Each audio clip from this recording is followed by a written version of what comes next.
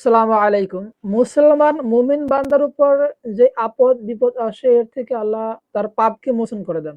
আল্লাহ রাসূল সাল্লাল্লাহু আলাইহি সাল্লামের সহধর্মিণী আয়েশা রাদিয়াল্লাহু তাআলা আনহা বর্ণনা করতে গিয়ে বলেন, এমনকি যদি কোনো মুসলমান ব্যক্তির শরীরে কাঁটাও ফুরে, এর দ্বারাও আল্লাহ তার পাপকে মোচন করে দেন।